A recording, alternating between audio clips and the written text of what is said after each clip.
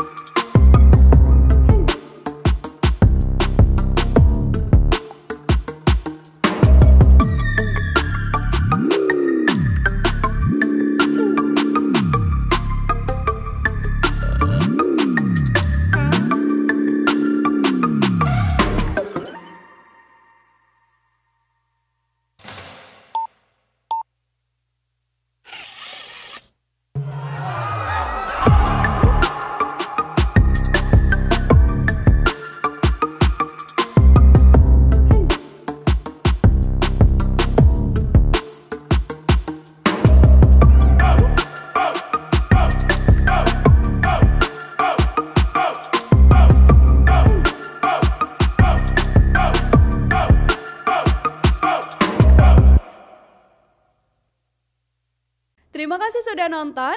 Jangan lupa like, subscribe, dan share ya.